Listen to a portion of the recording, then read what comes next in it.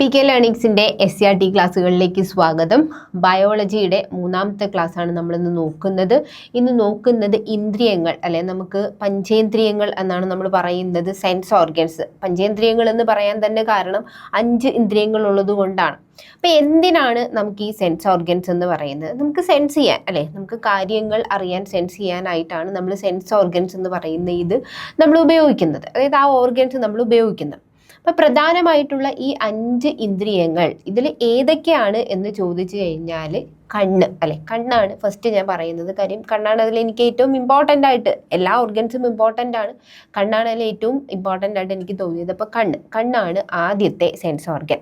രണ്ടാമത്തെ sense organ എന്ന് പറയുന്നത് ചെവി ആണ് രണ്ടാമത്തെ സെൻസ് ഓർഗൻ. കേൾവി സഹായിക്കുന്ന ചെവിയാണ് രണ്ടാമത്തെ സെൻസ് ഓർഗൻ. മൂന്നാമത്തെ സെൻസ് ഓർഗൻ എന്ന് പറയുന്നത് മൂക്കാണ്. മൂക്ക്, അതായത് ഇനിയുള്ള 3 ഓർഗൻസ് ആ ഒരു പറയാനുള്ള ഒരു ഫ്ലോയിൽ നമുക്ക് പറയാൻ പറ്റും. അതായത് കണ്ണ്, ചെവി, മൂക്ക്, നാക്ക്, ത്വക്ക്, ഇങ്ങനെ പറയാൻ പറ്റും മലയാളത്തിൽ. അപ്പോൾ ഇംഗ്ലീഷിലാണെങ്കിൽ നമ്മൾ eyes, ear, nose, tongue, skin, ഇങ്ങനെയാണ് 5 സെൻസ് ഓർഗൻസ് വരുന്നത്. അപ്പോൾ നമുക്ക് ക്ലാസ്സിലേക്ക് കടക്കാം. ആദ്യം നമ്മൾ നോക്കുന്നത് പഞ്ചേന്ദ്രിയങ്ങളിൽ ജ്ഞാനേന്ദ്രിയങ്ങൾ എന്നതിനെ പറയുന്നത് എന്തുകൊണ്ടാണ്? അതായത് നമുക്ക് ചുറ്റുപാടുമുള്ള കാര്യങ്ങൾ, നമ്മൾ ജീവിക്കുന്ന ചുറ്റുപാടുകളെ കുറിച്ചുള്ള ജ്ഞാനം കിട്ടാൻ സഹായിക്കുന്ന ഇന്ദ്രിയങ്ങൾ, അതാണ് ജ്ഞാനേന്ദ്രിയങ്ങൾ. ചുറ്റുപാടുകളെ മനസ്സിലാക്കുന്നതിന് സഹായിക്കുന്ന വിവിധ തരം അവയവങ്ങൾ ജന്തുക്കൾക്കുണ്ട്. ഈ അവയവങ്ങളാണ് ജ്ഞാനേന്ദ്രിയങ്ങൾ എന്ന് പറയുന്നത്. കണ്ണ്, ചെവി, മൂക്ക്, നാക്ക്, ത്വക്ക് എന്നിവയാണ് മനുഷ്യരുടെ ജ്ഞാനേന്ദ്രിയങ്ങൾ എന്ന് പറയുന്നത്. സെൻസ് ഓർഗൻ, അല്ലെ നമുക്ക് ചുറ്റുമുള്ള കാര്യങ്ങളെ സെൻസ് ചെയ്യാൻ പറ്റുന്ന സെൻസ് ഓർഗൻസ് എന്ന് പറയുന്നത്. അപ്പം 5 എണ്ണം ഉള്ളത് കൊണ്ടാണ് അതിനെ പഞ്ചേന്ദ്രിയങ്ങൾ എന്ന് പറയുന്നത്. ഇനി ഇതിൽ തന്നെ ചില ഓർഗൻസ്, ഇപ്പോൾ പൂച്ചയുടെ കാര്യം എടുക്കുമ്പോൾ എങ്ങനെയാണ്, മൂങ്ങയുടെ കാര്യത്തിൽ എങ്ങനെയാണ്, മരയൊന്നിൻ്റെ കാര്യത്തിൽ എങ്ങനെയാണെന്നുള്ളത്, അതിൽ അവരുടെ കണ്ണിൻ്റെയൊക്കെ പ്രത്യേകത ഇതൊക്കെയാണ് നമുക്ക് നോക്കേണ്ടത്. ഇതിൽ പൂച്ച എന്ന് പറയുമ്പോൾ നമുക്കറിയാം, പൂച്ചയ്ക്ക് രാത്രിയും നല്ല കാഴ്ചശക്തിയുള്ള ഒരു ജീവിയാണ്. പിന്നെ അതുപോലെ രാത്രിയിൽ ഇതിൻ്റെ കണ്ണിൻ്റെ തിളക്കം നമ്മളെപ്പോഴും ശ്രദ്ധിച്ചിട്ടുള്ള ഒരു കാര്യമാണ്. അപ്പോൾ ഇതൊക്കെ എന്തുകൊണ്ടാണെന്നുള്ളത് നമുക്ക് നോക്കാം. പൂച്ചയുടെ കണ്ണിൻ്റെ കൃഷ്ണമണി പകൽ വെളിച്ചത്തിൽ ചുരുങ്ങിയും രാത്രിയിൽ പരമാവധി വികസിച്ചുമാണ് കാണപ്പെടുന്നത്. പകൽ വെളിച്ചത്തിൽ അത് ചുരുങ്ങിയും രാത്രി പരമാവധി വികസിക്കുമ്പോൾ പരമാവധി അതിന് എന്ത് ചെയ്യും, ലൈറ്റ് കടന്നു പോവുകയും പരമാവധി അതിന് രാത്രി കാണാൻ കഴിയുകയും ചെയ്യുകയാണ്. അപ്പോൾ ഇതിൽ നേരിയ വെളിച്ചത്തിൽ പോലും അവയ്ക്ക് കാഴ്ച സാധ്യമാകുകയാണ് ചെയ്യുന്നത്. പൂച്ചയുടെ കണ്ണുകളിൽ പ്രത്യേകതരം കോശങ്ങളുടെ ഒരു പാളിയുണ്ട്. ടെപ്പീറ്റം എന്ന് പറഞ്ഞിട്ടൊരു ലെയറൊക്കെ ഇങ്ങനെയുള്ള ജീവികളിൽ വരാറുണ്ട്. അപ്പോൾ അത് രാത്രിയിൽ കണ്ണുകളുടെ തിളക്കത്തിന് കാരണമാകാറുണ്ട്. രാത്രിയിൽ ഇര തേടുന്ന പല ജീവികളുടെയും കണ്ണുകളുടെ ഈ പ്രത്യേകതയുണ്ട്. അതായത് രാത്രി ഇര തേടി ഇറങ്ങുന്ന ജീവികളെ സംബന്ധിച്ച് അവർക്ക് ഇരയെ നന്നായിട്ട് കാണണം, അല്ലെ കാഴ്ച വേണം. അപ്പം അത്തരത്തിലുള്ള ഈ ഒരു തിളങ്ങുന്ന കണ്ണുകളുള്ള ഇര തേടുന്ന ജീവികളാണ് നമുക്ക് ചുറ്റുമുള്ളത്. ഇനി നമുക്ക് മൂങ്ങയുടെ ഒരു പ്രത്യേകത നോക്കിക്കഴിഞ്ഞു കഴിഞ്ഞാൽ, മൂങ്ങയ്ക്ക് തലയുടെ നേരെ മുൻഭാഗത്തായി വലിയ കണ്ണുകളാണ് ഉള്ളത്. ഒരു പിക്ചർ നോക്കിക്കേ, തലയുടെ നേരെ മുൻഭാഗത്തായി വലിയ 2 കണ്ണുകളാണ് ഉള്ളത്. കഴുത്ത് പുറകോട്ട് തിരിച്ച് പുറകിലെ കാഴ്ചകൾ കാണാനും മൂങ്ങയ്ക്ക് സാധിക്കും. നമുക്ക് പരമാവധി ഇതുവരെ നമുക്ക് തല തിരിക്കാൻ പറ്റത്തുള്ളൂ. നമുക്ക് പുറകിലെ കാഴ്ച കാണണമെങ്കിൽ നമ്മൾ തിരിഞ്ഞു നിന്ന് നോക്കണം. പക്ഷെ മൂങ്ങയ്ക്ക് അങ്ങനെയല്ല, നിന്നുകൊണ്ട് തിരിഞ്ഞു നോക്കാൻ പറ്റും. അങ്ങനെ കഴുത്ത് റൊട്ടേറ്റ് ചെയ്ത് കാണാൻ സാധിക്കും. അടുത്തത് മരയോന്താണ്. മരയോന്തിന് ഒരേ സമയം കണ്ണുകളെ വ്യത്യസ്ത ദിശയിലേക്ക് ചലിപ്പിച്ച് ചുറ്റുമുള്ള കാഴ്ചകൾ കാണാൻ കഴിയും. ഇപ്പോൾ കണ്ണുകൾ ഒരേ സമയം രണ്ടിനും നമുക്ക് വ്യത്യസ്തമായിട്ടുള്ള ദിശയിൽ ഒരേ സമയം ചലിപ്പിക്കാൻ കഴിയുന്നതാണ് മരയോന്ത് എന്ന് പറയുന്നത്. ആദ്യം നമ്മൾ നോക്കുന്നത് കണ്ണാണ്. ബാഹ്യലോകത്തെക്കുറിച്ച് ധാരണ നൽകുന്ന പ്രധാനപ്പെട്ട ഇന്ദ്രിയമാണ് കണ്ണ് എന്ന് പറയുന്നത്.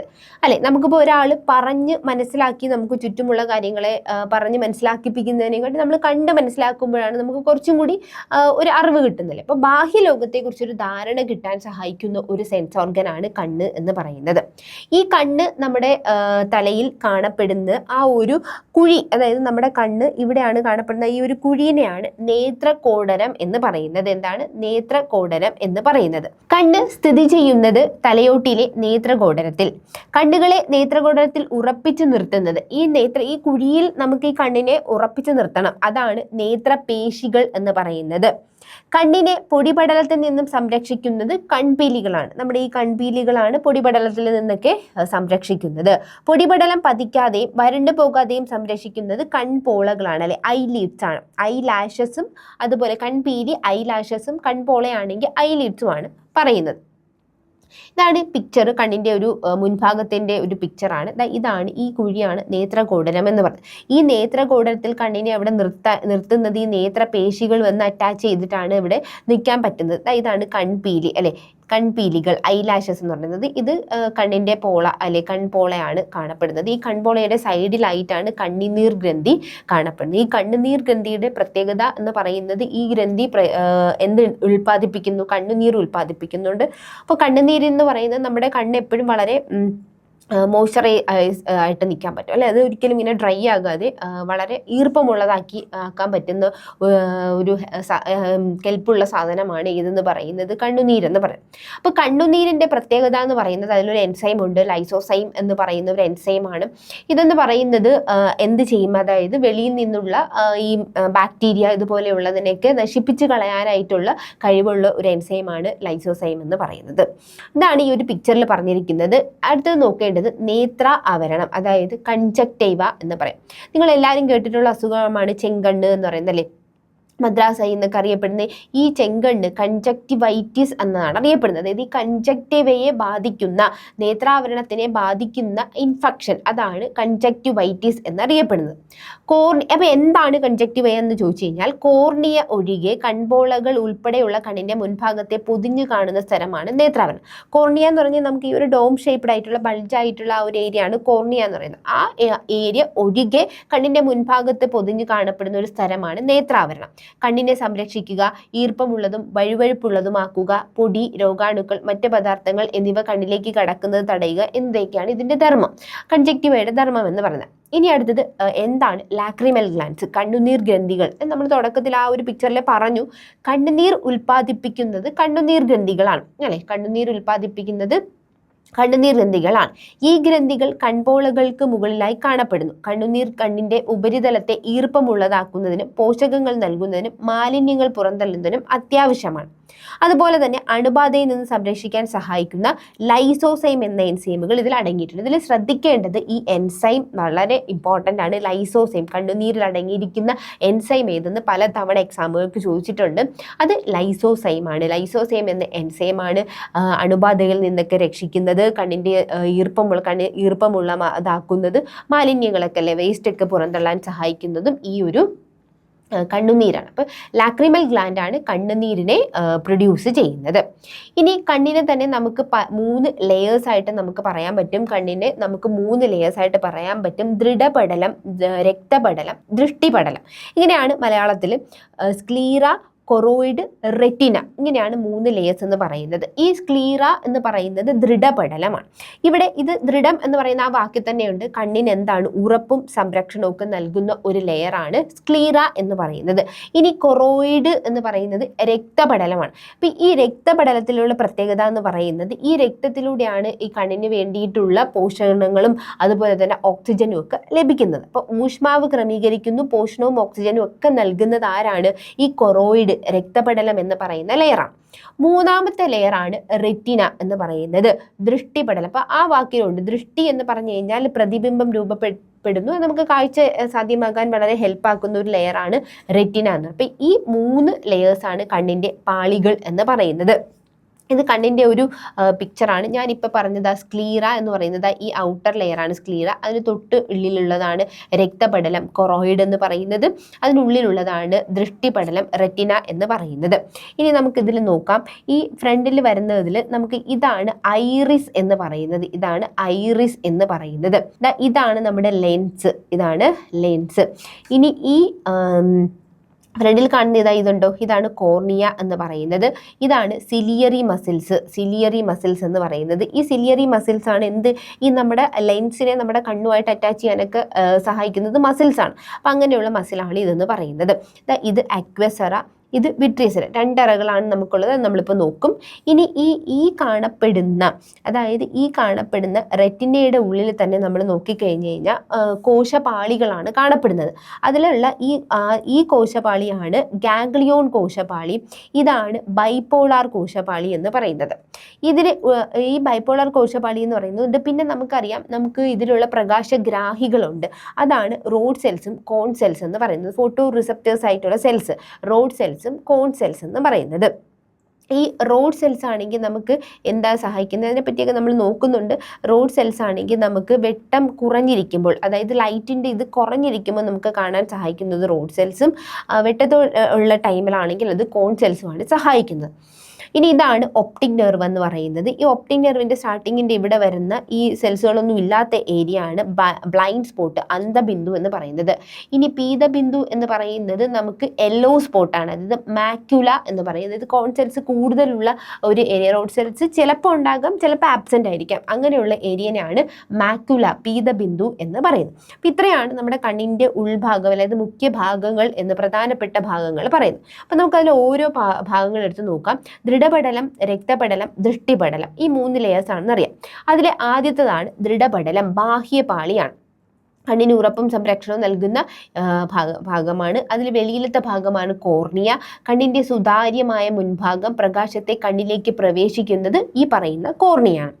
രക്തപടലം എന്ന് പറയുന്നത് രണ്ടാമത്തെയാണ്, അതായത് മധ്യപാളിയാണ്. ആന്തരപാളിയായ ദൃഷ്ടിപടലത്തിന് പോഷകവും ഓക്സിജനും ഒക്കെ നൽകുന്നതിനും ഊഷ്മാവ് ക്രമീകരിക്കുകയും ഒക്കെ ചെയ്യുന്ന ആളാണ് ഈ ഒരു രക്തപടലം എന്ന് പറയുന്നത്. ഈ രക്തപടലത്തിൻ്റെ അവിടെ തന്നെ നമുക്ക് വരുന്ന ആൾക്കാരാണ് സിലിയറി മസിൽസ്, ഐറിസ്, കോൺവെക്സ് ലെൻസും വരുന്നത്.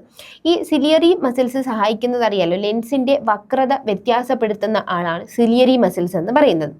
ഇനി എന്താണ് ഐറിസ് എന്ന് പറയുന്നത്? പ്രകാശ തീവ്രതയ്ക്കനുസരിച്ച് ഐറിസിൽ 2 തരം പേശികൾ പ്യൂപ്പിളിൻ്റെ വലിപ്പം ക്രമീകരിക്കുന്നുണ്ട്. പ്രകാശത്തിൻ്റെ അളവ് നിയന്ത്രിക്കുന്നു. ഐറിസിൻ്റെ മെലാനിൻ എന്ന വർണ്ണവസ്തു അടങ്ങിയിരിക്കുന്നു. മെലാനിൻ ഐറിസിന് നിറം നൽകുന്നതോടൊപ്പം അൾട്രാവയലറ്റ് കിരണങ്ങളെയും ആഗിരണം ചെയ്യുന്നു. അപ്പം നമ്മൾ കണ്ണിൻ്റെ കൃഷ്ണമണി എന്നൊക്കെ നിങ്ങൾ പറയാറുണ്ടല്ലോ, അതിൽ കൃഷ്ണമണി, പിന്നെ അതിന് ചുറ്റും, അതായത് ഈ കൃഷ്ണമണിക്ക് ചുറ്റും, ഇതിപ്പോൾ കൃഷ്ണമണിയാണെങ്കിൽ അതിന് ചുറ്റും നമുക്കൊരു കളർ കാണും അല്ലേ, എല്ലാവരും പറയുന്നതാണ് അതിന് ചുറ്റും ഒരു കളർ കാണും. അപ്പോൾ നമുക്ക് പൂച്ചക്കണ്ണ് എന്നൊക്കെ പറയുന്നത് പറയാണ്. അപ്പോൾ ഇവിടെ ഇതിന് കറുപ്പ് നിറം കൊടുക്കുന്നത് മെലാനിൻ എന്ന പിഗ്മെൻ്റ് ആണ്. ഇപ്പം നമ്മുടെ മുടിക്കൊക്കെ കറുപ്പ് നിറം കൊടുക്കുന്ന മെലാനിൻ എന്ന പിഗ്മെൻ്റ് തന്നെയാണ് കണ്ണിലെയും കറുപ്പ് നിറത്തിന് കാരണമാകുന്നത്. അപ്പം ഇതിലുള്ള ആ ഒരു പെർസെൻറ്റേജ് വേരിയേഷനാണ് നമ്മുടെ കണ്ണിൻ്റെ കളർ, കൃഷ്ണമണിയുടെ കളർ പല ഇതിലേക്ക് വേരി ചെയ്യുന്നത്. ചിലർക്ക് ബ്രൗൺ ആവാം, ചിലർക്ക് പൂച്ചക്കണ്ണ് ആവാം, അങ്ങനെ ഈ രീതിയിൽ വേരി ചെയ്യുന്നത്. അപ്പോൾ ഇതാണ് മെലാനിൻ എന്ന് പറയുന്നതാണ് ഐറിസിന് നിറം നൽകുന്നത്. അതുപോലെ തന്നെ അൾട്രാവയലറ്റ് കിരണങ്ങളെയൊക്കെ അബ്സോർബ് ചെയ്യുന്നതും ഇത് തന്നെയാണ്. ഇനി കോൺവെക്സ് ലെൻസ്, അതായത് നമ്മുടെ കണ്ണിലുള്ളത് ബൈകോൺവെക്സ് ലെൻസ് ആണ്. അത് പലതവണ ചോദിച്ചിട്ടുണ്ട്, ഏത് ടൈപ്പ് ലെൻസാണ് നമ്മുടെ കണ്ണിലുള്ളതെന്ന് വെച്ച് കഴിഞ്ഞാൽ കോൺവെക്സ് ലെൻസ് ആണ്. വസ്തുവിൻ്റെ ചെറുതും യഥാർത്ഥവും തലകീഴുമായത് റിയൽ ആൻഡ് ഇൻവേർട്ടഡ്, അല്ലെ റിയൽ ആൻഡ് ഇൻവേർട്ടഡ് ആയിട്ടുള്ള ഇതാണ് ഇമേജസ് ആണ് ഇത് ഫോം ചെയ്യുന്നത്. റെറ്റിനയിലാണ് ഇത് രൂപപ്പെടുത്തുന്നത്. ഇനി റെറ്റിനയാണ് ദൃഷ്ടിപടലം, ആന്തരപാളി എന്ന്. അപ്പോൾ ബാഹ്യപാളി ദൃഢപടലമാണെങ്കിൽ ആന്തരപാളി ദൃഷ്ടിപടലം റെറ്റിനയാണ്. പ്രകാശഗ്രാഹി കോശങ്ങളെ വഹിക്കുന്നു, പ്രതിബിംബം രൂപപ്പെടുന്നു. ഇതിൽ പ്രകാശഗ്രാഹികളുടെ പാളി ഉണ്ട്, അതാണ് നമ്മൾ നോക്കിയിട്ടുള്ള പ്രകാശഗ്രാഹി കോശങ്ങളായ റോഡ് കോശങ്ങൾ വസ്തുക്കളെ ഇരുണ്ട വെളിച്ചത്തിലും കറുപ്പിലും വെളുപ്പിലും തിരിച്ചറിയുന്നു. ഇനി കോൺ കോശങ്ങൾ തീവ്രപ്രകാശത്തിൻ്റെ കാഴ്ചയും വർണ്ണക്കാഴ്ചയും നൽകുന്നുണ്ട്. ബൈപോളാർ കോശപാളി നമ്മൾ പറഞ്ഞു.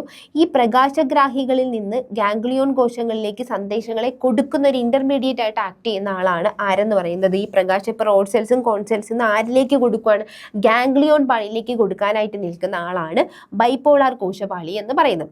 അതിനുള്ളിൽ വരുന്നതാണ് ഗാംഗ്ലിയോൺ കോശപാളി. അപ്പോൾ അതായത് നേത്രനാടിയിലേക്ക് ബൈപോളാർ കോശപാളിയിൽ നിന്നും സന്ദേശങ്ങളെ കൈമാറുകയാണ് ചെയ്യുന്നത്. ബൈപോളാർ കൊണ്ട് കൊടുക്കുന്നത് ഗാംഗ്ലിയോൺ ആർക്ക് കൊടുക്കുകയാണ് ചെയ്യുന്നത്? നേത്രനാടി, ഒപ്റ്റിക് നെർവിലേക്ക് കൊടുക്കുകയാണ് ചെയ്യുന്നത്. അപ്പോൾ പ്രകാശഗ്രാഹികൾ അത് എടുത്തിട്ട് ആർക്ക് കൊടുക്കും? ബൈപോളാറിന് കൊടുക്കും. പ്രകാശഗ്രാഹികൾ ബൈപോളാറിന് കൊടുത്തു കഴിഞ്ഞാൽ ബൈപോളാർ പിന്നെ അത് ഗാംഗ്ലിയോന് കൊടുക്കും. ഗാംഗ്ലിയോൺ കൊണ്ട് ആർക്ക് കൊടുക്കുകയാണ് ചെയ്യുന്നത്? ഒപ്റ്റിക് നെർവിന് കൊടുക്കും. ഒപ്റ്റിക് നെർവിലൂടെ നമ്മുടെ തലച്ചോറിലേക്ക് എത്തുകയാണ് ചെയ്യുന്നത്. അങ്ങനെയാണ് നമുക്ക് കാഴ്ച പറ്റുന്നത്. ഇനി ഞാൻ നേരത്തെ പറഞ്ഞു നമുക്ക് 2 ചേംബറുകളാണുള്ളത്, 2 അറകളാണുള്ളത്. അതിൽ ഫില്ല് ചെയ്തിരിക്കുന്ന ഹ്യൂമസ് ദ്രവങ്ങളും ഉണ്ട്. ആ 2 അറകളാണ് ഏത്? കണ്ണിലെ 2 അറകളാണ് അക്വസ് ചേംബറും വിട്രിയസ് ചേംബറും. അക്വസ് അറയും വിട്രിയസ് അറയും. ഇനി ഇതിലുള്ള ആ ഹ്യൂമേഴ്സ് അക്വസ് ഹ്യൂമറും വിട്രിയസ് ഹ്യൂമറുമാണ്. നോക്കാം.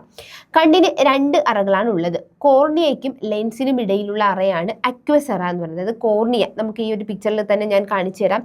ഈ കോർണിയയ്ക്കും ഈ ലെൻസിനും ഇടയിലുള്ള അറ അല്ലേ, ഇതാണ് അക്വസ് അറ എന്ന് പറയുന്നത്. ഇനി ലെൻസിനും ഈ റെറ്റിനയ്ക്കും ഇടയിലുള്ളതാണ് ഏതെന്ന് പറയുന്നത്? വിട്രിയസ് അറ എന്ന് പറയുന്നത്, വിട്രിയസ് ചേംബർ എന്ന് പറയുന്നത്. ഇതാണ് ഈ ലെൻസിനും ഈ റെറ്റിനയ്ക്കും ഇടയിൽ വരുന്നതാണ് വിട്രിയസ് ചേംബർ എന്ന് പറയുന്നത്. ജലസദൃശമായ അക്വസ് ദ്രവമാണ് ഇവിടെ ഉള്ളത്. ഇത് ടിഷ്യൂ ദ്രവം പോലെ രക്തത്തിൽ നിന്ന് രൂപം കൊള്ളുകയും തിരിച്ച് രക്തത്തിലേക്ക് തന്നെ ആഗിരണം ചെയ്യപ്പെടുകയും ചെയ്യുന്നു. അക്യൂസ് അറയിലെ മർദ്ദം ക്രമീകരിക്കപ്പെടുന്നത് ഇങ്ങനെയാണ്. ലെൻസിനും കോർണിയയ്ക്കും പോഷകവും ഓക്സിജനും ലഭിക്കുന്നതും ഒക്കെ ആരിൽ നിന്നാണ്? ഈ ദ്രവത്തിൽ നിന്നാണ്.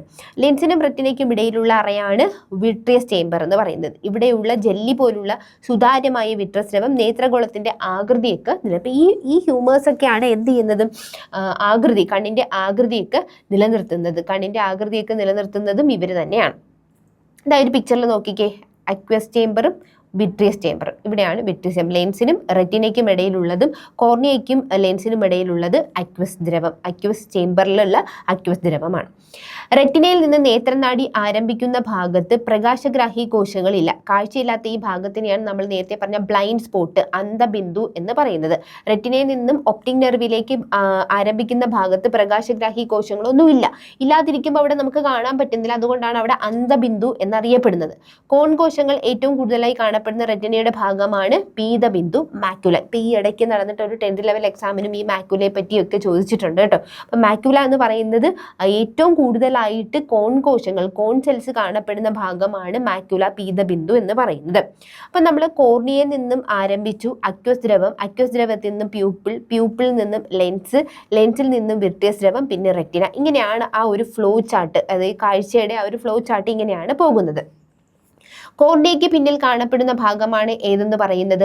ഐറിസ് എന്ന് പറയുന്നത്. ഐറിസിന്റെ മധ്യഭാഗത്തെ ഒരു സുഷിരം കാണും. ആ സുഷിരത്തിനെയാണ് നമ്മൾ പ്യൂപ്പിൾ എന്ന് വിളിക്കുന്നത്.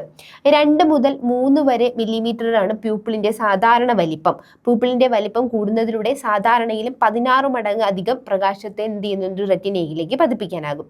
പ്യൂപ്പിളിന്റെ വലിപ്പം നിയന്ത്രിക്കുന്നത് ഐറിസിലെ റേഡിയൽ പേശികളും വലയ പേശികളുമാണ്. മങ്ങിയ വെളിച്ചത്തിൽ വസ്തുക്കളെ വ്യക്തമായി കാണാനും തീവ്ര വെളിച്ചത്തിൽ റെറ്റിനയ്ക്ക് കേടുപാടുകൾ വരാതിരിക്കാനുമാണ് പ്യൂപ്പിളിന്റെ വലിപ്പം നിയന്ത്രിക്കേണ്ടത്. അതായത് പ്യൂപ്പിൾ, ഇപ്പം നമ്മളിപ്പോൾ ഒരു ടോർച്ച് അടിച്ച്, പണ്ടൊക്കെ നമ്മൾ കളിക്കുന്നതാണ്, ഒരു ടോർച്ച് അടിച്ച് നമ്മുടെ കണ്ണിൻ്റെ അടുത്തേക്ക് നോക്കിയാൽ തന്നെ നമുക്ക് കാണാൻ പറ്റും.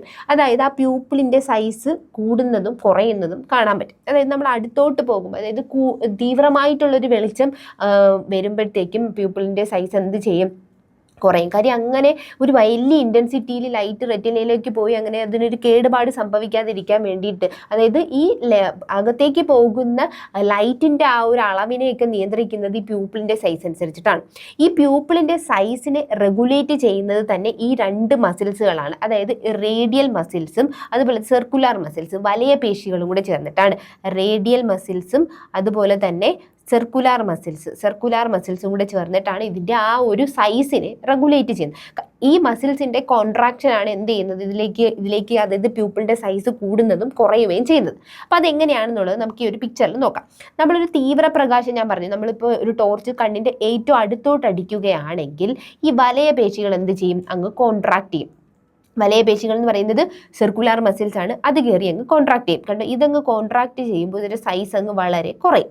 കണ്ട് ഇവിടെ കയറി അങ്ങ് കോൺട്രാക്ട് ചെയ്യുമ്പോൾ ഇതിൻ്റെ സൈസ് അങ്ങ് കുറയും. എന്നാൽ സാധാരണ പ്രകാശത്തിൽ ഇങ്ങനെ ഇത്രയും സൈസ് ഉള്ള ഒരാളാണ്. എന്നാൽ മങ്ങിയ പ്രകാശം എത്തുമ്പോഴത്തേക്കും, മങ്ങിയ പ്രകാശമാകുമ്പോൾ നമുക്ക് നല്ല രീതിയിൽ പ്രകാശം ഉള്ളിലേക്ക് കയറി പോവേണ്ട ആവശ്യകതയുണ്ട്. തീവ്രപ്രകാശമാണെങ്കിൽ അത് റെറ്റിനയെ കേടുപാടുകൾ ഉണ്ടാക്കാം. അപ്പോൾ അതുകൊണ്ട് തന്നെയാണ് അത് ഇങ്ങനെ റെഗുലേറ്റ് ചെയ്യുന്നത്. ഇനി റേഡിയൽ പേശികളാണ് സങ്കോചിക്കുന്നത്. അതായത് മങ്ങിയ പ്രകാശത്തുമ്പോൾ വെളിയിലുള്ള ഈ റേഡിയൽ പേശി വെളിയിലേക്ക് കോൺട്രാക്ട് ചെയ്യും. അപ്പോഴത്തേക്കും എന്ത് ചെയ്യും? ഇതിൻ്റെ സൈസ് കണ്ടോ? ഈ പുറത്തോട്ടേക്കാണ് കോൺട്രാക്ട് ചെയ്യുന്നത്. അപ്പോഴത്തേക്കും അതിൻ്റെ സൈസ് കൂടുകയാണ് ചെയ്യുന്നത്. ഇപ്പം രണ്ടായാലും സങ്കോചിക്കുകയാണ് ചെയ്യുന്നത്, കോൺട്രാക്ട് ചെയ്യുകയാണ് ചെയ്യുന്നത്, വികസിക്കുകയല്ല. അത് ഓർത്ത് വെച്ചിരിക്കാം. തീവ്രപ്രകാശത്തിലാണെങ്കിൽ, നല്ല ഇൻറ്റൻസിറ്റി കൂടിയ വെളിച്ചത്തിലാണെങ്കിൽ വലയ പേശികളായിരിക്കും സങ്കോചിക്കുന്നത്. വലയ പേശികൾ എന്ന് പറയുന്നത് സർക്കുലാർ മസിൽസ് ആണ്. മറ്റേതാണെങ്കിൽ റേഡിയൽ പേശികളാണ് സങ്കോചിക്കുന്നത്. മങ്ങിയാകുമ്പോഴത്തേക്കും നമ്മൾ എന്താണ്? റേഡിയൽ ആയിട്ടുള്ള മസിൽസ് ആണ് സങ്കോചിക്കുന്നത്. ഇത്രയും ഒന്ന് മനസ്സിലോർത്ത് വെച്ചിരിക്കുക. ഇപ്പോൾ ഈ ഒരു ലെവലിൽ നമുക്കൊരു ആപ്ലിക്കേഷൻ ലെവലിൽ വേണമെങ്കിലും ക്വസ്റ്റ്യൻസ് ചോദിക്കാൻ പറ്റും. ഇനി നമ്മൾ നോക്കുന്നത് ലെൻസിനെ പറ്റിയാണ്. നമ്മുടെ കണ്ണിലുള്ളത് നമുക്കറിയാം ബൈകോൺവെക്സ് അല്ലെ കോൺവെക്സ് ലെൻസ് ആണ് കാണപ്പെടുന്നത് അറിയാം. ഇതിന് പ്രധാനപ്പെട്ട 3 ഭാഗങ്ങളാണുള്ളത്. ആ 3 ഭാഗങ്ങൾ എന്ന് പറയുന്നത് ഇലാസ്റ്റിക് സ്വഭാവമുള്ള ക്യാപ്സ്യൂൾ എന്ന് പറയുന്ന ഉറ, അതിനുള്ളിലെ ലെൻസ് നാരുകൾ, ലെൻസ് ഫൈബേഴ്സ്, അതിനുള്ളിൽ വരുന്ന ലെൻസ് നാരുകൾക്കും ക്യാപ്സ്യൂളിനും ഇടയിൽ മുൻഭാഗത്ത് മാത്രം കാണപ്പെടുന്ന എപ്പിത്തീലിയം. ഇനി ഈ ലെൻസ് നാരുകളെ എന്ന് പറയുന്നത് ലെൻസ് ഫൈബേഴ്സിനെ ആജീവനാന്തം നിർമ്മിക്കുന്നത് ഈ എപ്പിത്തീലിയം തന്നെയാണ്. ഈ 3ാമത്തെ ഭാഗം നമ്മൾ പറഞ്ഞ എപ്പിത്തീലിയം തന്നെയാണ് ലെൻസ് ഫൈബേഴ്സിനെയും നിർമ്മിക്കുന്നത്. ലെൻസിന്റെ മുഖ്യ നിർമ്മാണ ഘടകം എന്ന് പറയുന്നത് ക്രിസ്റ്റലിൻ എന്ന പ്രോട്ടീനാണ്. ഈ ലെൻസിന്റെ മുഖ്യ നിർമ്മാണ ഘടകം ക്രിസ്റ്റലിൻ എന്ന് പറയുന്ന പ്രോട്ടീനാണ്.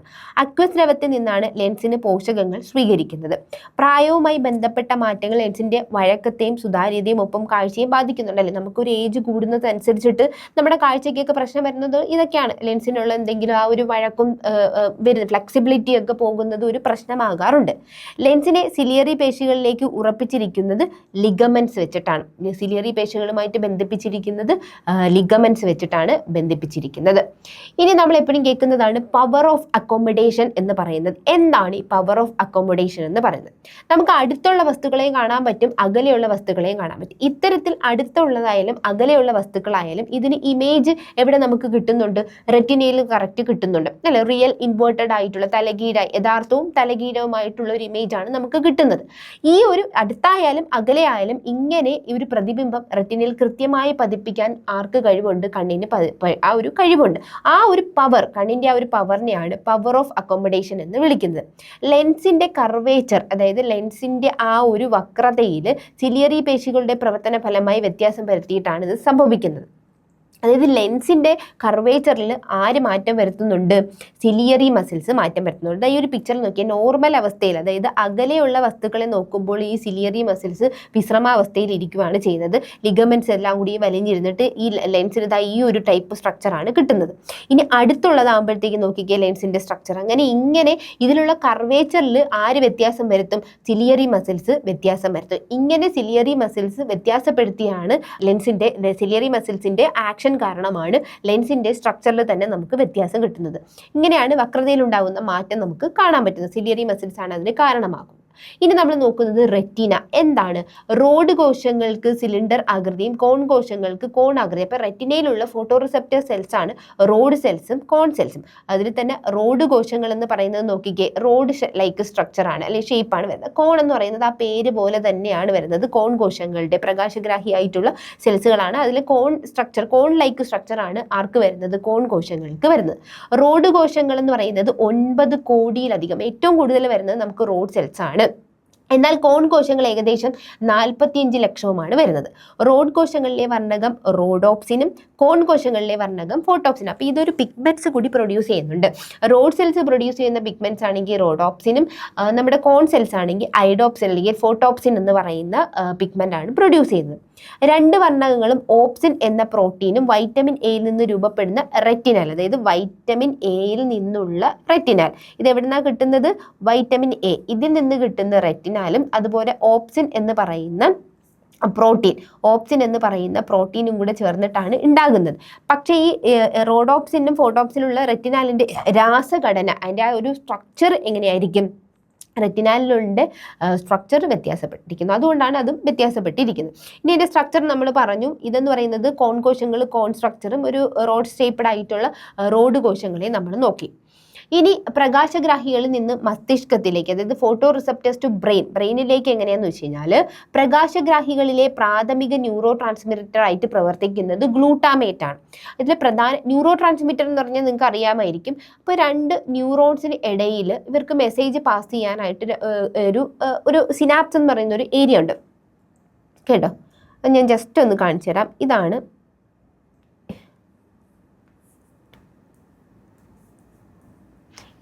ഒരു ന്യൂറോൺ. ഇനി അടുത്ത ന്യൂറോണിൻ്റെ അടുത്ത ന്യൂറോണിൻ്റെ ഡെൻഡ്രൈറ്റ്സിലോട്ടാണ് ഇത് തട്ടി നിൽക്കുന്നത്. അപ്പോൾ ഇവിടെ ഇതിന് പാസ് ചെയ്യാൻ ഇതിനെയാണ് സിനാപ്റ്റിക് ക്ലഫ്റ്റ് എന്ന് പറയുന്നത്. ഈ വിടവിലേക്ക് എന്തുണ്ടാവും? ന്യൂറോ ട്രാൻസ്മിറ്റേഴ്സ് ഉണ്ടാവും. ഈ ന്യൂറോ ട്രാൻസ്മിറ്റേഴ്സ് എന്ന് പറയുന്ന കെമിക്കൽസിലൂടെയാണ് ഈ ഒരു ഇമ്പൾസ് പാസ്സായി അപ്പുറത്തെ ന്യൂറോണിലേക്ക് പോകുന്നത്. അപ്പോൾ ഈ ഒരു പ്രകാശഗ്രാഹികളിൽ പ്രാഥമികമായിട്ടുള്ള ഒരു ന്യൂറോ ട്രാൻസ്മിറ്റർ എന്ന് പറയുന്നത് ഗ്ലൂട്ടാമേറ്റ് ആണ്. ഈ ഗ്ലൂട്ടാമേറ്റിന്റെ പ്രൊഡക്ഷനിലുള്ള ഏറ്റക്കുറച്ചിലുകൾക്കനുസരിച്ചിട്ടാണ് പ്രകാശം, ഇരുട്ട് എന്നിവയെക്കുറിച്ച് നമുക്ക് ബോധ്യമുണ്ടാകുന്നത്. അപ്പം എങ്ങനെയാണെന്ന് നമുക്ക് നോക്കാം. അതായത് നമ്മൾ ഇരുട്ടായിരിക്കുന്ന സമയത്ത് പ്രകാശഗ്രാഹികൾ തുടർച്ചയായിട്ട് ആരെ പ്രൊഡ്യൂസ് ചെയ്യുന്നുണ്ട്? ഈ ന്യൂറോ ട്രാൻസ്മിറ്റർ ആയിട്ടുള്ള ഗ്ലൂട്ടാമേറ്റിനെ പ്രൊഡ്യൂസ് ചെയ്യും. നമ്മൾ ഇരുട്ടത്ത് ഇരിക്കുവാണ്. അപ്പം നമ്മുടെ ഓൺ ബൈപോളാർ സെൽസും ഓഫ് ബൈപോളാർ സെൽസ്, ഓൺ ആവുക എന്നൊക്കെ പറഞ്ഞു കഴിഞ്ഞാൽ നമ്മൾ ഇച്ചിരി വെട്ടത്തോടെയൊക്കെ ഇരിക്കുമ്പോഴാണല്ലോ ഓൺ ആവുക. അങ്ങനെ മനസ്സിൽ ചിന്തിച്ചാൽ മതി. ഇപ്പം നമ്മൾ ഇരുട്ടാണ്, അപ്പോൾ ഓൺ ബൈപോളാർ കോശങ്ങൾ ആക്റ്റീവ് ആവുന്നില്ല. ആരാണ് ആക്റ്റീവ് ആവുന്നത്? അപ്പോൾ ഓഫ് ബൈപോളാർ കോശങ്ങൾ, ഇരുട്ടിനെ തിരിച്ചറിയുന്നവയാണ് ഉത്തേജിക്കപ്പെടുന്നത്. അപ്പൊ അങ്ങനെ അത് ഉത്തേജിക്കപ്പെടുമ്പോൾ ഓഫ് ബൈപോളാർ കോശങ്ങൾ പ്രകാശത്തിന്റെ അഭാവത്തെ സൂചിപ്പിക്കുന്ന ആവേഗങ്ങളെ രൂപപ്പെടുത്തുന്നു. ഇവ നേത്രനാടി വഴി മസ്തിഷ്കത്തിലെത്തി ഇരുട്ടാണെന്നുള്ള ബോധ്യം എവിടെ ഉണ്ടാക്കുന്നുണ്ട്? അതായത് നമ്മുടെ ബ്രെയിനിൽ ആ ഒരു ഇത് ഉണ്ടാക്കുകയാണ് ചെയ്യുന്നത്. ഇനി പ്രകാശത്തിന്റെ സാന്നിധ്യം ഉണ്ടെങ്കിൽ പ്രകാശഗ്രാഹി ഗ്ലൂട്ടാമേറ്റ് എന്ത് ചെയ്യില്ല? ഉൽപ്പാദിപ്പിക്കത്തില്ല. അപ്പൊ ഇരുട്ടാണെങ്കിൽ മാത്രമാണ് ഗ്ലൂട്ടാമേറ്റ് എന്ന് പറയുന്ന ന്യൂറോ ട്രാൻസ്മിറ്ററിനെ ഉൽപ്പാദിപ്പിക്കുന്നത്. നല്ല വെളിച്ചം ഉണ്ടെങ്കിൽ ഗ്ലൂട്ടാമേറ്റിനെ ഉൽപ്പാദിപ്പിക്കുന്നില്ല. അപ്പോൾ ഓൺ ബൈപോളാർ കോശങ്ങളാണ് സജീവമാവുന്നത്, ആക്റ്റീവ് ആവുന്നത്. ഓഫ് ബൈപോളാർ കോശങ്ങൾ പ്രവർത്തനരഹിതമാവുകയാണ് ചെയ്യുന്നത്. ഇങ്ങനെ ഓൺ ബൈപോളാർ കോശങ്ങൾ ആക്റ്റീവ് ആകുമ്പോൾ പ്രകാശത്തിന്റെ സാന്നിധ്യത്തെ സൂചിപ്പിക്കുന്ന ആവേഗങ്ങളെ രൂപപ്പെടുത്തുന്നു. ഇവ നേത്രനാടി വഴി മസ്തിഷ്കത്തിലെത്തി കാഴ്ച എന്ന അനുഭവം ഉണ്ടാക്കുകയാണ് ചെയ്യുന്നത്. അതാണ് ആ ഗ്ലൂട്ടാമേറ്റും ഓഫ് ഓൺ ബൈപോളാർ സെൽസിന്റെയും കാര്യങ്ങളെന്ന് പറയുന്നത്. ഇനി എന്താണ് കളർ വിഷൻ എന്ന് പറയുന്നത്? റെറ്റിനയിൽ പ്രാഥമിക വർണ്ണങ്ങളെ തിരിച്ചറിയാനായിട്ട് 3 തരം കോൺകോശങ്ങളാണ് ഉള്ളത്. അപ്പൊ ഈ 3 തരം കോൺകോശങ്ങളാണ് പല കളറിനെയും നമുക്ക് ഐഡന്റിഫൈ ചെയ്യാൻ ഹെൽപ്പ് ചെയ്യുന്നത്. അതിൽ നമുക്ക് എസ്, എം, എൽ എന്ന് പറയുന്ന കോണുകളാണുള്ളത്. അതിൽ എസ് കോണുകൾ എന്ന് പറഞ്ഞാൽ ഹ്രസ്വ തരംഗത്തിലുള്ള, അതായത് നമ്മുടെ ബ്ലൂ ലൈറ്റ് എന്ന് പറഞ്ഞു കഴിഞ്ഞാൽ വേവ് ലെന്ത് കുറവാണ്, അങ്ങനെയുള്ള നീല വെളിച്ചമൊക്കെയാണ് അതിൽ കിട്ടുന്നത്. ഇനി എം കോണുകൾ എന്ന് പറഞ്ഞാൽ ഇടത്തരം തരംഗം, അതായത് പച്ച വെളിച്ചമൊക്കെയാണ് കിട്ടുന്നത്. എൽ എന്ന് പറഞ്ഞു കഴിഞ്ഞാൽ എങ്ങനെയാണ്? ചുവന്ന വെളിച്ചം, അതായത് വേവ് ലെന്ത് കൂടിയ, തരംഗദൈർഘ്യം കൂടിയ ഇതൊക്കെ അങ്ങനെ നന്നായിട്ട് സംവേദനം കാണിക്കുന്നുണ്ട്. എസ്, എം, എൽ എന്ന് പറയുന്ന കോണുകൾ. പ്രകാശത്തിന്റെ തീവ്രതയും തരംഗദൈർഘ്യത്തെയും ആശ്രയിച്ച് വർണ്ണപ്രകാശം പതിക്കുമ്പോൾ 3 ഇനം കോൺകോശങ്ങളും പല അനുപാതത്തിലാണ് ഉദ്ദീപിക്കപ്പെടുന്നതിനാൽ വർണ്ണക്കാഴ്ച സാധ്യമാകുന്നത്. ചുവപ്പ്, പച്ച കോണുകൾ ഒരുമിച്ച് ഉദ്ദീപിക്കപ്പെടുമ്പോൾ മഞ്ഞ നിറത്തെക്കുറിച്ച് ധാരണ ലഭിക്കും. അതായത് ഇത് വ്യത്യസ്തമായിട്ടാണ് ഇത് ഉദ്ദീപിക്കപ്പെടുന്നത്. അതായത് ലൈറ്റ് വന്ന് അടിക്കുമ്പോൾ പല രീതിയിലായിരിക്കും ഇത് എന്താകുന്നത്? ഉദ്ദീപിക്കുന്നത്. അപ്പോൾ ഉദ്ദീപനം എന്ന് പറയുമ്പോൾ അതിനനുസരിച്ചിട്ടാണ് നമുക്ക് ഏത് കളറാണ്, ഏത് തോതിലാണോ അത് ആക്റ്റീവ് ആവുന്നത് അതിനനുസരിച്ചിട്ട് പല കളർ നമുക്ക് ഐഡന്റിഫൈ ചെയ്യാൻ പറ്റും. പച്ച അതുപോലെ തന്നെ ചുവപ്പ് കോണുകൾ ഒരുമിച്ചാണ് വരുന്നതെങ്കിൽ നമുക്ക് മഞ്ഞ എന്ന കളറിൻ്റെതാണ് നമുക്ക് കിട്ടുന്നത്. ആ ഒരു ധാരണയാണ് കിട്ടുന്നത്. ഇനി 3 തരം കോണുകളുടെ ഉത്തേജനമാണെങ്കിൽ അറിയാലോ, 3 തരം കോണുകളും ഒരുമിച്ച്, അതായത് ഇപ്പം നീലയുടെ ആയാലും പച്ചയുടെ ആയാലും ചുവന്നതിൻ്റെ ആണെങ്കിലും ഒരുമിച്ച് വരുമ്പോഴത്തേക്കും നമുക്ക് കിട്ടുന്നത് ഏതാണ്? വൈറ്റ് കളറാണ്. വൈറ്റ് കളറിനെ കുറിച്ചുള്ള ഇതാണ് കിട്ടുന്നത്. ഇനി പച്ച, ചുവപ്പ് എന്നിവയ്ക്ക് സംവേദനത്വമുള്ള കോൺകോശങ്ങളിലെ വർണ്ണകത്തിന്റെ ഉൽപ്പാദനത്തിന് കാരണമായിട്ടുള്ള ജീൻ എക്സ് ക്രോമസോമിലാണ് കാണപ്പെടുന്നത്. ഏതൊക്കെയാണ്? പച്ചയും ചുവപ്പും റെഡും ഗ്രീൻ്റെതും എക്സ് ക്രോമസോമിലാണ്. ഇനി നീല കോണിലെ വർണ്ണകത്തിന്റെ ഉൽപ്പാദനത്തിന് കാരണമായ ജീൻ ക്രോമസോം എന്ന് പറയുന്നത് 7ലാണ്. ഏത് ക്രോമസോമിലാണ് കാണപ്പെടുന്ന ജീൻ? 7ാമത്തെ ക്രോമസോമിലാണ് നീല എന്ന് പറയുന്ന കോൺ സെൽസിന്റെ ഇത് കാണപ്പെടുന്നത്. ഓക്കെ. ഇനി ഓരോ കണ്ണും വ്യത്യസ്ത കോണുകളിൽ നിന്നും പ്രകാശത്തെ സ്വീകരിക്കുന്നതിനാൽ റെറ്റിനയിൽ അല്പം വ്യത്യസ്തമായ പ്രതിബിംബങ്ങളായിരിക്കും ഉണ്ടാകുന്നത്. അപ്പം നമ്മുടെ ഓരോ കണ്ണും ചിലപ്പോൾ വ്യത്യസ്തമായിട്ട് പ്രകാശത്തെ സ്വീകരിക്കുന്നുണ്ട്. അപ്പോൾ വ്യത്യസ്തമായിട്ടുള്ളൊരു ഇമേജ് ആയിരിക്കും ഫോം ചെയ്യുന്നത്. പക്ഷെ നമ്മൾ കാണുന്നത് 2 രീതിയിലുള്ള ഇമേജ് കാണപ്പെടുന്നുണ്ടോ? ഇല്ല. അതിന് കാരണം എന്ന് പറയുന്നത് ഈ 2 ചിത്രങ്ങൾ മസ്തിഷ്കത്തിലെ കാഴ്ചയുടെ കേന്ദ്രമായിട്ടുള്ള വിഷ്വൽ കോർട്ടെക്സിലേക്ക് എത്തും. ഈ 2 ഇമേജും കൂടി അവിടെ എത്തുമ്പോൾ മസ്തിഷ്കം എന്ത് ചെയ്യും? ഇവരെ ഒരുമിച്ച് ചേർക്കും. ഇങ്ങനെ ഒന്നിച്ച് ചേർക്കുന്ന ഈ ചിത്രങ്ങളെ താരതമ്യം ചെയ്യുകയും ഒന്നിനൊന്ന് ലയിപ്പിക്കുകയും ചെയ്യുന്നത്, അതായത് ഫ്യൂസ് ചെയ്യാന്നൊക്കെ പറയത്തില്ല, അങ്ങനെ ഫ്യൂഷൻ നടക്കുന്നുണ്ട് അവിടെ. ഈ പ്രക്രിയയാണ് ബൈനോക്കുലർ ഫ്യൂഷൻ എന്ന് അറിയപ്പെടുന്നത്. ഈ 2 ചിത്രങ്ങൾ തമ്മിലുള്ള വ്യത്യാസങ്ങൾ നിർണ്ണയിക്കാൻ ഇത് സഹായിക്കും. അങ്ങനെയാണ് നമുക്കൊരു 3D ടൈപ്പ് ഒരു കാഴ്ച നമുക്ക് ലഭിക്കുന്നത്. അപ്പോൾ 2 ഇമേജ് ശരിക്കും ഫോം ചെയ്യുന്നുണ്ട്. അതിനെ നമ്മുടെ വിഷ്വൽ കോർട്ടെക്സിൽ എത്തിയിട്ട് ബൈനോക്കുലർ ഫ്യൂഷൻ നടക്കുന്നു, 2ഉം കൂടി ചേർക്കുകയാണ് ചെയ്യുന്നത്. വസ്തുക്കൾ എത്ര ദൂരെയോ അടുത്തോ ആണെന്ന് മനസ്സിലാക്കാനും ആഴം മനസ്സിലാക്കാനും ഒക്കെ ഇതിലൂടെ നമുക്ക് സാധിക്കുന്നുണ്ട്. അത് വിഷ്വൽ കോർട്ടെക്സും ബൈനോക്കുലർ ഫ്യൂഷനും ഓർത്ത് വെച്ചിരിക്കുക.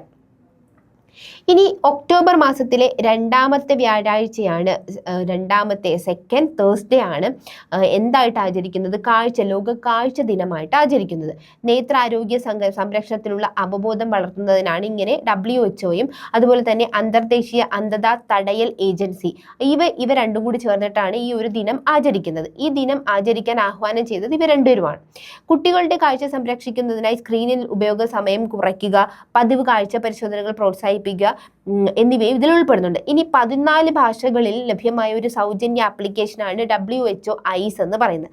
ഇനി 8 വയസ്സിന് അതിന് മുകളിൽ പ്രായമുള്ളവർക്കായി വീട്ടിൽ വെച്ച് തന്നെ കാഴ്ച പരിശോധന നടത്താൻ പറ്റും.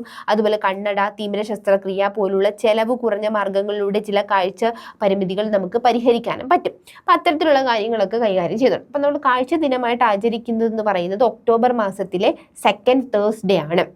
ഇനി ലോകാരോഗ്യ സംഘടന പറയുന്നുണ്ട് സ്ക്രീൻ ടൈമിനെ പറ്റി പറയുന്നത്, അതായത് 5 വയസ്സിൽ താഴെയുള്ള കുട്ടികൾ ഡിജിറ്റൽ ഉപകരണങ്ങളിൽ 1 മണിക്കൂർ, ഇതിപ്പോൾ നമുക്ക് TV ആണെങ്കിലും മൊബൈൽ ആണെങ്കിലും ലാപ്പ് ആണെങ്കിലും എന്താണ് 1 മണിക്കൂർ അതിൽ കുറവ് മാത്രമേ ചിലവഴിക്കാനാകൂ. എന്നാൽ 1 വയസ്സിൽ താഴെയുള്ളവരാണെങ്കിൽ ഇത്തരത്തിലുള്ള ഉപകരണങ്ങൾ ഉപയോഗിക്കുകയും ചെയ്യരുത് അല്ലേ.